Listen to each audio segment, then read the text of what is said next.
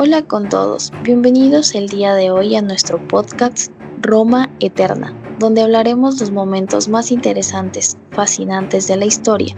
Yo soy Laila y estoy aquí con mi compañero de siempre, Leo. Hola amigos, hoy exploraremos un espectacular libro, una breve historia de Roma, y conversaremos un tema en particular de los tiempos de Valentinianos y de Teodosio, el cual fue un periodo lleno de grandes personajes, cambios e intrigas. Claro que sí. ¿Cómo empieza esta historia? Cuando muere Joviano, el ejército se reúne en Nicea, ya que buscaba un nuevo emperador que gobernara. La cualidad que más querían que destacase del nuevo elegido era un militar de grandes facultades. Es entonces que el poder recae en Valentiniano. Y no es ahí que Valentiniano presenta a su hermano Valente, quien también llamó la atención y fue aclamado por el ejército. Claro, fue así, y es ahí que ambos empiezan a gobernar conjuntamente y estaban igualados de cierta manera en poder.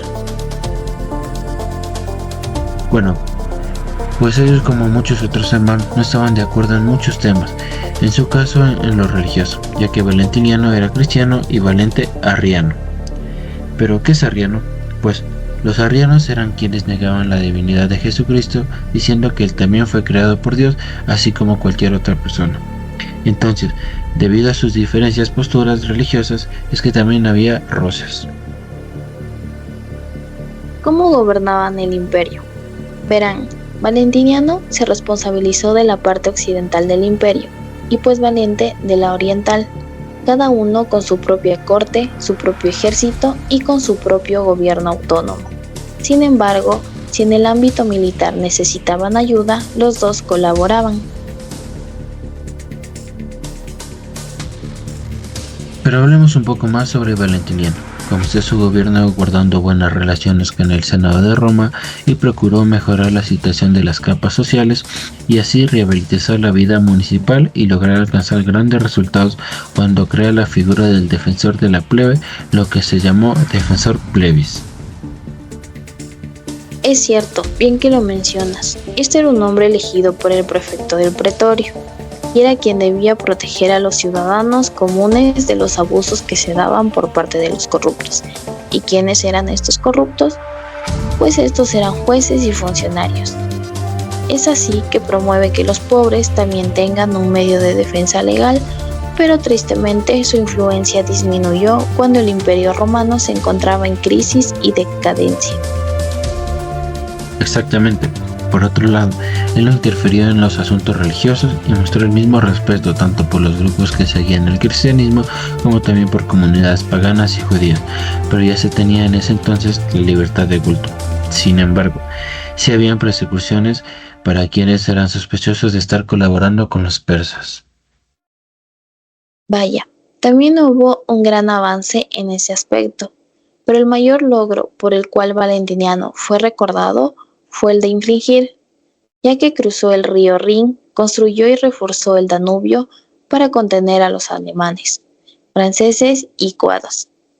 Así lideró grandes y exitosas campañas en la Galia para estabilizar la región, y a pesar de haber logrado que sus enemigos cedieran ante él, una emboscada terminó con la vida de este emperador.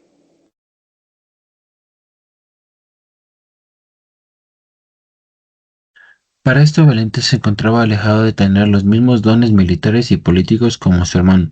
Al inicio de su gobierno tuvo conflictos internos como tanto, así que luchó contra revueltas dadas por el usurpador Procopio, a quien derrotó y ejecutó.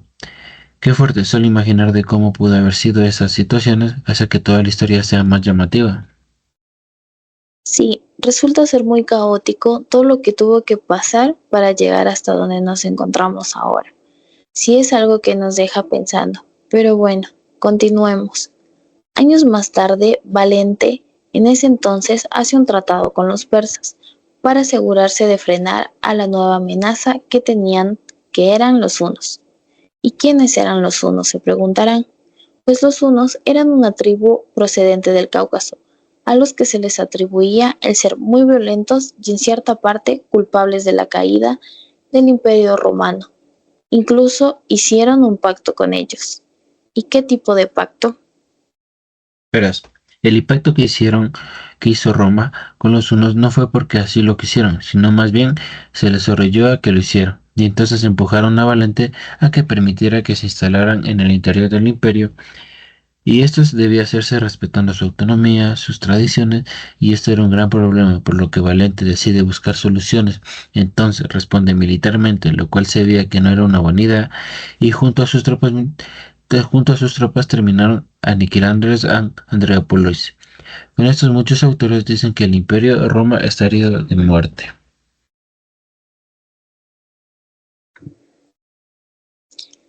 Todo comienza en el año 365, cuando Valentiniano I decide que su hijo Graciano será su sucesor. Pero años después, en el 375, Valentiniano muere y aquí se arma el lío, ya que el ejército de Panoninia proclama emperador a su otro hijo, Valentiniano II, que apenas tenía 4 años. Imagínate, un niño emperador. Pero al final, el problema se resuelve rápido, se divide el imperio. Graciano gobierna Occidente, mientras que Valentino II le toca un pequeño territorio. Y en Oriente, después de la muerte de Valente en el 378, Graciano nombra a Teodosio como emperador, un tipo clave en esta historia, porque haría dos cosas fundamentales: convertir el cristianismo en la religión oficial y dividir el imperio. Pero volvamos a los problemas internos. Mientras Teodosio se consideraba en Oriente, en el Occidente Graciano estaba más ocupado con asuntos religiosos que con las fronteras, lo que aprovechó un general llamado Magno Máximo para proclamarse como emperador en el 383. Claro, y como nadie defendió a Graciano, lo capturaron y lo mataron en Lugdunum, lo que hoy es Lyon. Ahí Máximo tomó el control de Occidente, mientras Valentiniano II seguía en su pequeño territorio. Pero la paz no duró mucho. En el 387, Máximo invade Italia y obliga a Valentiniano II a huir con su madre a Tesalónica. Allí buscaba ayuda de Teodosio, quien acepta ayudar, sobre todo porque se enamoró de Gala, la hermana de Valentiniano. Qué conveniente, ¿no? Y como parte del trato, Teodosio se compromete a derrotar a Máximo. En el 388 lo enfrenta cerca de Aquilea y lo mata, unificando así el imperio. Pero la estabilidad dura poco. En el 392, Valentiniano II aparece cercado. Nadie sabe si se suicidó o lo asesinaron. Pero el hecho es que Arbogast, su protector, no podía ser emperador porque es de origen bárbaro. Así que pone a Eugenio, un profesor de retórica, como emperador. Eugenio favorece a los paganos, y esto no le gusta nada a Teodosio, que ya había dejado claro que el cristianismo sería la religión del imperio. En el 394, Teodosio enfrenta a Eugenio en la batalla del río Frígido, lo derrota y lo manda a ejecutar. Esto se interpreta como la victoria definitiva del cristianismo sobre el paganismo. Teodosio queda como único emperador, pero no por mucho tiempo. En el 395 muere repentinamente en Milán y el imperio se divide entre sus hijos, Arcadio en Oriente, Honorio en Occidente, ambos bajo la tutela de Estilicón. Y hablando de religión, Teodosio no se anduvo con rodeos. En el 380, con el Edicto de Tesalónica, convierte el cristianismo en la única religión oficial. En el 391 prohíbe todo culto pagano, incluyendo los Juegos Olímpicos. Con esto, el paganismo desaparece oficialmente, aunque en algunas escuelas filosóficas y en zonas rurales aún sobrevive un poco más. Atrás quedaba la tolerancia en tiempos de Constantino, ahora el cristianismo era la ley. Y así llegamos al final de esta historia. Con Teodosio, el Imperio Romano cambió para siempre. Se dividió de forma definitiva y el cristianismo se consolidó como la religión oficial. Esperamos que les haya gustado este recorrido por uno de los momentos más importantes del Imperio Romano. Hasta la próxima.